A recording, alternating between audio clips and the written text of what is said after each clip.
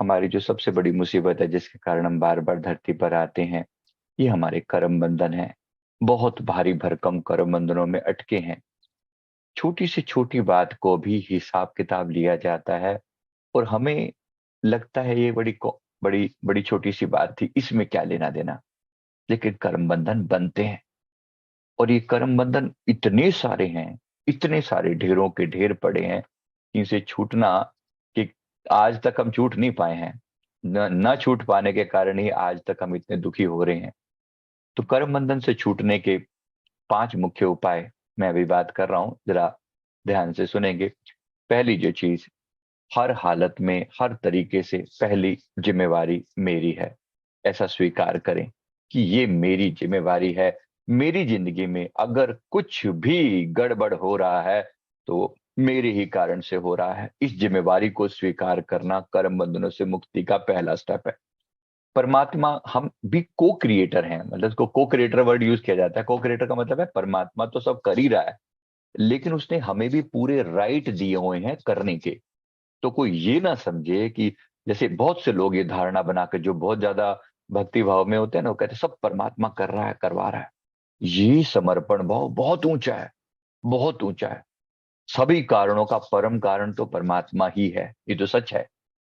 पर वास्तव में आपको उसने पूरी लिबर्टी दे रखी है, पूरी अथॉरिटी दे रखी है। परमात्मा आपकी फ्री विल में कभी दखल नहीं करता। एक बार आपको जो ये इंसान का जो ये रूप दिया ना, इसमें इतनी अथॉरिटी है कि जो कर्म, अब उदाहरण के लिए सिंपली खाना जो है, खाना बनाना है, खाना के लिए पैसा कमाना है, पैसा कमाना, परमात्मा ने आपके लिए साधन खोल दिए हैं। अब परमात्मा आपके सामने थोड़ी खाना ला के रख देगा, ये लो और खा लो। और अगर मिल भी गया, खाना सामने भी पड़ा हो, उसमें भी आप लेकर आप खाओगे, उस ग्रास को मुंह में डालोगे, ये भी तो आपका ही एफर्ट है ना। इसमें परमात्मा का दूर दूर तक क्या लेना देना है? कोई लेना देना नहीं। परमात्मा ने आपको फ्री विल पर छोड़ दिया है। अच्छा, परमात्मा ही सब करता है, करवाता है, तो फिर बुरे कर्म क्यों करवाता है? बुरे कर्म करवाता नहीं है। परमात्मा ने आपको ये बुद्धि दी है, इसको फ्री लिबर्टी दी है, और इसको बोला है कि तुम जो चाहो कर सकते हो। तुम भी मेरी ही तरह क्रिएटर हो। तो हम परमात्मा के अंश होकर क्रिएट ही करने लगे। अब ये उसी उसी पैसे के, आपके पास कुछ अमाउंट है, उस पैसे का कुछ धन है, राइट? उस पैसे का एक व्यक्ति कैसे उपयोग करे, ये टोटली उस पर डिपेंड करता है। वो चाहे तो उसी पैसे की शराब की बोतल भी ला सकता है। लोग लाते हैं। हम लोग जब एयरपोर्ट से आ रहे होते हैं, लोग टूट के पड़ते हैं वहां पर, देखो वहां फ्री ड्यूटी फ्री शॉप्स के ऊपर ऐसे पता नहीं, जैसे पता नहीं कौन सा खजाना मिल गया हो। ढूंढने वाले वहां पर भी ढूंढते हैं चीजें जो जिसको चाहिए। और जो, हाँ, जिसके मन के भाव होते हैं, वो कहते हैं कैसे पैसा बचाऊं और जाके किसी ना किसी रूप में जन कल्याण के लिए लगाऊं। मतलब एक एक पैसे की बचत की जाती है किसी तरीके से। जनता का कल्याण हो सके, संगत का कल्याण हो सके, देश के या समाज के कल्याण में पैसा लग सके। ऐसे लोग भी हैं, बहुत कंजूस हैं, बहुत जगह कंजूसियां करते हैं। मैं अपने आप को कह रहा हूं, आपकी बात नहीं कर रहा हूं मैं। अपने आप को कह रहा हूं कि मैं आम संसारी चीजों में पैसा खर्च करने में बहुत कंजूस, बहुत ज्यादा। ऐसा लगता है कि बस व्यर्थ एक एक पैसा भी जो है ना, क्योंकि यही संस्कार दिए गए थे बचपन से, एक पैसा भी वेस्ट नहीं करना। बात सिर्फ समझने की है कि आपके पास एक लिबर्टी है, इसका उपयोग कैसे करोगे ये आपके हाथ में है। इसमें परमात्मा की कोई इंटरफेरेंस नहीं है। परमात्मा एक नियम का नाम है, एक सनातन धर्म का नाम है, एक धर्म का नाम है, एक सनातन सत्ता है, रूल्स हैं। गवर्नमेंट जिसे हम कहते हैं, गवर्नमेंट वैसे ही परमात्मा है। गवर्नमेंट क्या है? कोई चलती फिरती किसी व्यक्ति का नाम गवर्नमेंट है क्या? नहीं, बिल्कुल भी नहीं। एक सत्ता है, नियम है। सड़क पे चलने के जैसे नियम है, वैसे ही परमात्मा एक नियम है। ऐसे ही उसने कुछ नियम बना रखे हैं, हमें पूरी अथॉरिटी दे रखी है, हम जो कर्म करें करें। हमारे पास पूरी अथॉरिटी है, ये कर्म अच्छा करें बुरा करें, गलत करें ठीक करें, ये हमारी अथॉरिटी है। अब अगर हमने गलत किए हैं, गलत कर्म करते हैं, तो डेफिनेटली उसकी सजा भी है। अच्छा करते हैं, उसका प्रावधान भी है, रिवार्ड भी है।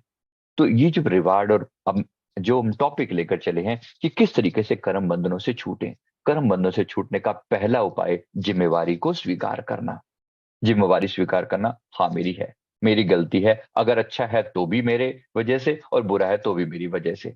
हम वो लोग कहते हैं नहीं नहीं, अच्छा है तो भी परमात्मा की वजह से, बुरा है तो भी परमात्मा की वजह से। दूसरे को ब्लेम देना बड़ा आसान है, बहुत आसान है। मैं कह रहा हूं थोड़ा सा चेंज करके देखें एटीट्यूड, मेरी वजह से, अपने आप की वजह से हुआ। दूसरी बात, जब जिम्मेवारी को स्वीकार कर लिया, दूसरी बात, अच्छा अब मेरी जीवन में अगर मैं सुखी हूं तो बहुत अच्छी बात है, लेकिन अगर मैं दुखी हूं तो ब्लेम करने लायक कोई और नहीं है, वो भी मैं ही हूं। और अगर मैं ही ब्लेम करने लायक हूं तो अब मैं करूं कैसे, छूटूं कैसे? तो पहली चीज है जिस जो मैं से छूट सकता हूं वो है माफी प्रार्थना। परमात्मा की कोई दुश्मनी नहीं है हमारे से, कोई लेना देना ही नहीं है उसको तो। अगर सच कहूं तो परमात्मा का कोई इंटरफेरेंस है ही नहीं हमारी लाइफ में डायरेक्टली। परमात्मा वो सुप्रीम पावर से जो है, जो हमें चला रहा है। लेकिन दो लोगों के बीच में कर्म बंधन बनते हैं। आपने किसी व्यक्ति को सताया, आपने किसी व्यक्ति को तकलीफ दी, उसको शारीरिक या मानसिक पीड़ा पहुंचाई, ये दो लोगों के बीच के कर्म बंधन है, इसमें परमात्मा का कोई रोल नहीं है।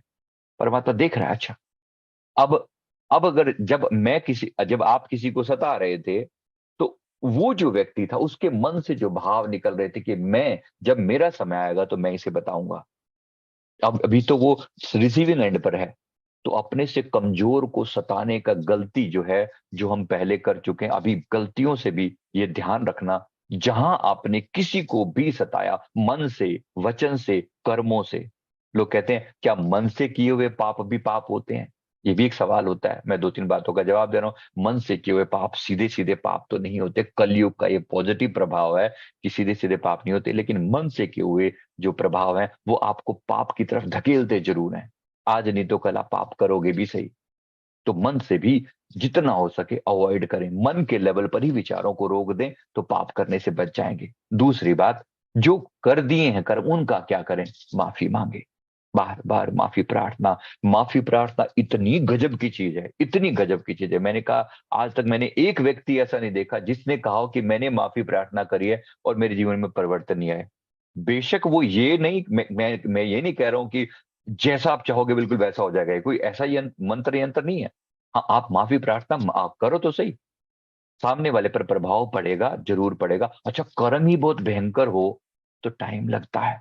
लोग सोचते हैं अभी माफी प्रार्थना करो और अभी चेंज आए, नहीं, अभी तो नहीं आता, चेंज आता है। लेकिन आपके हृदय के ऊपर जो बर्फ पड़ी हुई है वो पिघलनी शुरू हो जाए, पहली बात तो ये, तो पिघलना जरूरी है इसका।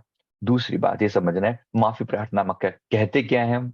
मन से, वचन से, कर्म से, इस जीवन में या पिछले किसी जीवन में अगर मेरे से कोई गलती हुई है तो मुझे माफ कर दो, बस इतना। अच्छा, किसके प्रति करें? अगर कोई व्यक्ति जीवन में है तो उसके प्रति, कोई व्यक्ति जीवन में नहीं है जो जो आपको दुखी करता है, जो तंग करता है, अगर व्यक्ति की वजह से नहीं है तो फिर परमात्मा से सीधे सीधे माफी मांगे, यूनिवर्स से माफी मांगे। बहुत इंपॉर्टेंट है। अनेक अनेक अनेक लोगों के दुख दूर होने वाले का ये फॉर्मूला है, तो इसको जरूर ख्याल रखेंगे। माफी प्रार्थना डेली बेस पर प्रैक्टिस कर लीजिए, सुबह और शाम की आदत बना लीजिए माफी प्रार्थना, अनेक कर्मों से वैसे ही छूट जाएंगे। तीसरी जो चीज है, जो इसी के साथ जुड़ी हुई है, होपोनोपोनो प्रेयर। होपोनोपोनो मतलब क्या? अगर रिश्ते खराब हैं, रिश्ते बहुत तकलीफ दे रहे हैं, तो फिर से ये, I am sorry, please forgive me, thank you and I love you, ये कहना किसी के प्रति। मैं किसी से बात कर रहा था, कोई तकलीफ उनकी है, रिश्तों में ही कोई तकलीफ है, तो अच्छा मैं ये तो मैं कह ही नहीं सकता, मैं कह ही नहीं सकता कि आई लव यू, तो मैं नहीं कह सकता। मैं कहा बाबा ये वैसा वाला आई लव यू नहीं है। ये आई लव यू कैसा है? ये आई लव यू आप अपनी गलती का पश्चाताप कर रहे हैं, और जो नफरत मन में थी उसको उसको आप ओवरकम कर रहे हैं, उसको आप रिमूव कर रहे हैं, और उसको डिलीट करके आप कह रहे हैं आई लव यू। ये उस भाव को चेंज करने के लिए है जो नफरत का भाव है, क्योंकि नफरत अगर हुई, बार बार आपका भी जन्म होगा और उसका भी जन्म होगा। मर मर जन्मे जन्मे फिर मरे, बार बार मरेगा जन्मेगा, मरेगा जन्मेगा। एक बार तुम बदला लोगे, और अगली बार वो बदला लेगा या लेगी। वो छोड़ देगा क्या तुम्हें? उसके पास जब पावर आएगी वो नहीं छोड़ेगा। अभी तुम्हारे उस अब जब तुम्हारे पास पावर है, तुम उसको परेशान कर रहे हो, दुखी कर रहे हो, जब उसके पास आएगी, याद रखना ये रिवर्स करते हुए कुदरत को कोई टाइम नहीं लगता। और मैंने देखा अधिकतर ही रिवर्स कर दिया जाता है, प्रकृति का नियम है ये। जिस रूप में आपने किसी को तकलीफ दी थी ना, उस व्यक्ति को उसकी मनस्थिति समझाने के लिए कि जिसे तकलीफ हुई है वो कितना दुखी हो रहा होगा। अब सपोज एक व्यक्ति अपनी वाइफ को पीटता है, दुखी करता है, उसको उसको टॉर्चर करता है, राइट, करता है। अब वो जिस रूप में कर रहा है, जाहिर सी बात है, एक पत्नी होने की पीड़ा एक पत्नी को ही पता है। जब ये पति है तो अपने आप में शक्तिशाली है, ताकत है, या इसके पास पैसा है, फाइनेंशियल फ्रीडम है। पत्नी के पास इनमें से कुछ भी नहीं है। अगर नहीं है और ये फिर इसको परेशान करता है, तो इसका इसका इस सजा इसकी सजा कैसी होगी? इसकी सजा ऐसी होगी कि बिल्कुल जैसा व्यवहार ये कर रहा है, जब तक ये खुद उस परिस्थिति में नहीं पहुंचेगा, तब तक ये उस दर्द को नहीं सह पाएगा। तब तक उसको ये उसकी प्रॉब्लम समझ में ही नहीं आएगी कि इसकी तकलीफ क्या है। तो परमात्मा क्या करता है? रोल चेंज कर देगा, इसको पत्नी बनाएगा, और कमजोर और दुखी और पीड़ा वाली पत्नी बनाएगा। और फिर जब ये घटना बिल्कुल यूं की यूं घटेगी, और उस पत्नी को एक बार चांस देगा पति बनने का, और ये घटना बार बार घटती है। और फिर अगर ये उसको, अब इसके पास, अब ये पत्नी जो कि पिछले जीवन में सताई गई थी, इसके पास पूरी चॉइस ही है कि, या अब ये पति बन चुकी है, अब इसके पास पूरी चॉइस है कि चाहे तो इसको सताए, उसको वही मिलेगा। और उसी के मन में बार बार फीलिंग भी आएगी, उसको सताने की फीलिंग भी आएगी, क्योंकि पिछले जन्म में वो सताया गया था, वो सताई गई थी, मतलब तब सताई गई थी। अब ये व्यक्ति बना है और ये उसको सताने का चांस है, लेकिन अब अगर ये क्षमा कर दे, तुरंत मुक्ति है, तुरंत ये रिश्ता पूरा हो गया, कंप्लीट हो गया, मुक्ति। परमात्मा ने कोई ऐसा कुछ कहा ही नहीं है, लेकिन अब ये सताता है इसको, बिकॉज पिछले जीवन में उसने उसको सताया था, अब ये सताता है, इसने फिर नए कर्म बंधन पैदा कर दिए। फिर नए कर्म बंधन ऑब्वियसली उसके मन में आएगा, जरूर आएगा, नफरत पैदा होगी, लेकिन अब ये करे तो फंस गया, और ना करे तो मुक्त। एक बार पर प्रकृति ने चांस दिया, तो इस जो परिस्थिति रिवर्स हुई, पहली बात तो ऐसी स्थिति पैदा ही ना होने दें, जितना माफी मांग सकते हैं प्यार से निपटें। दूसरा, जब ये स्थिति पैदा हो गई है, तो फिर उसमें अब अब जैसे तैसे करके माफी प्रार्थना और जो बाकी के उपाय हैं करके उससे बाहर निकलने का प्रयास करें, और किसी के प्रति नफरत का भाव ना रखें, चाहे कितने से बुरा व्यक्ति क्यों ना हो, उसके प्रति नफरत का भाव ना रखें, और बदले की भावना से छुटकारा पाने की जितनी कोशिश कर सकते हैं करें, माफ करने की प्रवृत्ति लेकर आए। इसके लिए हार्ट चक्र पर थोड़ा काम करें, क्योंकि लोगों का हार्ट चक्र वीक होता है, छोड़ूंगा नहीं, बदला लूंगा, ऐसे बदला लूंगा, वैसे बदला लूंगा। हार्ट चक्र वीक है, हार्ट चक्र पर काम करें। क्या करें? इसको उल्टा घुमाएं। यम बीज मंत्र है, यम YAM बीज मंत्र है, इसको यहाँ पर या तो यम बीज मंत्र करें, या ओम नमः शिवाय, क्योंकि भगवान शिव का स्थान है, या अपने इष्ट गुरु भगवान का अगर कोई दिया हुआ मंत्र है, तो यहाँ ध्यान लगाकर उसको उल्टा घुमाएं। उल्टा कैसे होता है? मतलब अगर आप सामने से देख रहे हैं, तो ये जो है, ये क्लॉकवाइज डायरेक्शन है, इसको उल्टा घुमाना, ये एंटी क्लॉक है। इससे अपने अंदर की सारी नेगेटिविटी, जो नफरत है, वो बाहर निकाल दें। ऐसा फील करें कि मैं यहाँ पर एक चक्र सा है जो उल्टा घूम रहा है, और मेरे अंदर की सारी कड़वाहट, सारी नेगेटिविटी, सारा जो पाप है, जो नेगेटिव भाव है, जो गाली देने का भाव है, या पीटने का, मारने का, या नफरत का भाव, सब बाहर निकल रहा है। इसको बाहर निकाल दें। और अगर कुछ ऐसा मन में आता है, भगवान करे कि वो निकल जाए, इसको निकल जाए, फेंक दें उसको। रेकी में भी ऐसे करते हैं, रेकी में और क्लीन करते हैं, ऐसे करके ऐसे फेंक देते हैं, ये गया और ये आग में प्रवाहित हो गया, राइट। अब अच्छा, फिर कोई अभी इस समय में कोई बुरा करे, कोई तकलीफ दे, बार बार बार बार बार बार, आज भी कोई आपको तकलीफ दे रहा होगा, तो क्या करें? जहां तक हो सके अवॉइड करें, जहां तक हो सके। ओम इग्नोराय नमः, ignore as much as you can. अगर कोई कोई दुखी करता है तो इग्नोर, जितना अवॉइड कर सकते हो करो। फिर भी अगर कोई आता है तो देखो, ये सम पक्की बात है कि वो जीवन में अगर कोई दुखी कर रहा है, तो एक दिन चांस मिलेगा बिल्कुल आपको रिवर्स करने का चीजों को। वो अगर आपको दुखी कर रहा है या कर रही है, तो एक दिन आपको फिर से चांस मिलेगा, बट वो स्थिति आने की मत दो ना, फिर फंस जाओगे, फिर से फंस जाओगे। तो ये जो चीज है, अवॉइड करना और माफी प्रार्थना, और उस आगे के लिए अपने मन को नफरत से क्लीन करना और माफ कर देने का भाव लेकर आना। तीसरी जो मोस्ट इंपॉर्टेंट चीज है, वो परमात्मा के नाम का जाप। अब नाम का जाप, जो भी नाम आपको उत्तम लगे, वो लगे, वो आगे के कर्म बंधन काटने के लिए। परमात्मा का नाम की महिमा में लिखते हैं, जब ही नाम हृदय धरा, भया पाप का नाश, जैसे चिनगी आग की पड़ी पुराने घास।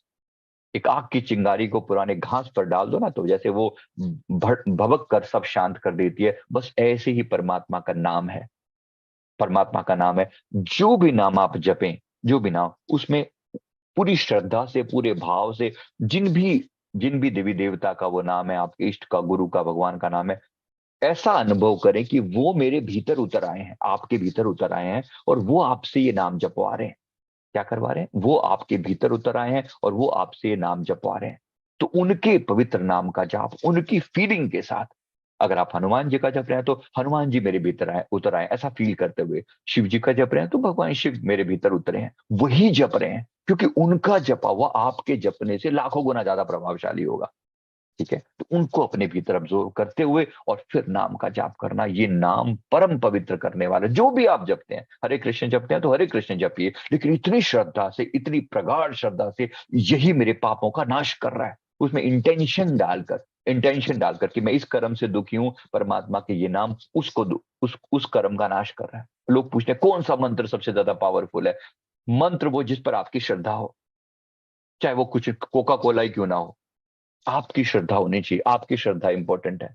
या फिर गुरु का दिया हुआ, अगर अपने आप की श्रद्धा ना हो फिर गुरु की श्रद्धा इंपॉर्टेंट है। अगर अपनी श्रद्धा ना हो, अगर मेरी श्रद्धा अपने ही किसी किसी मंत्र पर कि मुझे ये मंत्र अच्छा लगता है, जपो, वही जपो। नहीं तो फिर गुरु का दिया हुआ जपो, क्योंकि अगर आपकी श्रद्धा पूरी नहीं है तो फिर गुरु का दिया हुआ जपो। इतना तक मैं बता रहा हूं आपको, अगर अपने नाम का उच्चारण आप कर लोगे ना तब भी कल्याण हो जाएगा। लेकिन जपना श्रद्धा से, खेल जो हो रहा है वो आपके जाप से हो रहा है। ऑब्वियसली कुछ मंत्र तो हैं ही से जो इतने महाशक्तिशाली हैं, वो प्रूवन मंत्राज हैं, उनकी एक ताकत है। कोई भी मंत्र जो इतना शक्तिशाली है, जिसको बार बार बार बार जप के उसकी फ्रीक्वेंसी को स्ट्रांग बना दिया गया है। मननात् त्रायते इति मंत्र, मन से जो पार ले जाए वो मंत्र। तो इसलिए ऑब्वियसली मंत्रों की पावर है, लेकिन जो भी जपना, उस मंत्र की पूरी शक्ति, पूरी ऊर्जा को भीतर उतार के जपना। दूसरी बात, अगर ये कर दिया आपने, तो उसके बाद जो लास्ट मंत्र का जाप आपको समस्त पापों का नाश करता है। मेरे गुरुदेव ने अजपा जाप के द्वारा मंत्र जाप बोला है, श्वास श्वास में जाप करने का फरमाया है कि अगर श्वास श्वास में जपोगे तो वो सारे बंधन काट देगा अंदर से। श्वास से श्वास संभालता, एक दिन मिल सी जाए, सिमरण पैंडा सहज का, मेरे सतगुरु दिया बताए। उन्होंने सिंपल सा रास्ता बता दिया कि अगर तू ऐसे श्वास श्वास जपता चलेगा तो निश्चिंत रहे, तेरे सारे कर्म बंधन हम काटेंगे। ये गुरुदेव का वायदा है। बात बहुत बड़ी है कि जो मर्जी हो जाए, श्वास श्वास में मैं कह रहा हूं कि बस तुम ही हो, मैं तो हूं ही नहीं। इससे अहंकार समाप्त हो रहा है, इससे अपने होने का बोध समाप्त हो रहा है, इससे सारे विकार समाप्त हो रहे हैं, इससे सारे पाप समाप्त हो रहे हैं। और आखिरी जो चीज है, चौथी, वो है सेवा करना। संसार की सेवा जिस रूप में हो सके, छोटी से छोटी सेवा निष्काम भाव से करने से इतना चमत्कार कर सकते आप सोच भी नहीं सकते। मैंने कई बार लोगों को कहा है, छोटी से छोटी सेवा भाव पूर्वक, एक घर के आगे पोछा लगा देना, किसी के दुख दूर हो जाए, इतना तक कर देना भी आपके लिए इतनी बड़ी बात हो सकती है। कुछ खाने का है तो किसी को आगे प्यार से ऑफर कर दिया कि प्लीज स्वीकार करो, प्यार से छोटी चीज भी, और ये मानते हो कि इसमें परमात्मा का वास है, कमाल हो जाएगा, कमाल। ये मानते हो कि इसमें परमात्मा का वास है, स्वीकार करो। बस भिखारी को भी देना ना, नम्रता पूर्वक, प्यार से अगर कोई चीज दे रहे, दान किया, बड़े प्यार से भावपूर्वक स्वीकार करें। आप देखा करो वीडियो, हम जब लोग अपना लाइव वो करते हैं, हमारा हमेशा भाव ये रहेगा, हाथ जुड़े रहे, नमस्कार रहे, प्रार्थना रहे कि इनका कल्याण हो सके। और ये वाला भाव कि बस इसके अंदर भी परमात्मा है, मैं देने वाला कौन, देने वाले वो बैठे हैं। जब इस भाव से दिया जाएगा तो सेवा भी होगी, साथ में ये जो हृदय है जिसके, जो कर रहा है सेवा, ये शुद्ध भी होगा। बस ये है परम कल्याण का रास्ता। तो ये मोटे मोटे साधन तो ये हैं। अब इसके द्वारा, और लास्ट जो अंतिम चीज है वो है समर्पण भाव से जीना। जीना ही समर्पण में कर दिया। मैं हूं ही नहीं, जो है मेरे प्रभु हैं, मेरे भगवान हैं, वही कर्म बंधनों को काट रहे हैं, वही मेरे भीतर है, वही बाहर है, मेरे उसके अलावा मेरे जीवन में कुछ नहीं है। बस वही है, वही है और वही है। अगर ये भाव आ गया तो कल्याण हो गया, कल्याण हो गया। तो ये 5 साधन मैंने अलग अलग बताए आत्मा के कल्याण के लिए। मैं उम्मीद करता हूं हृदय में उतर जाएंगे। आसान है, छोटा सा संक्षेप में बताया है।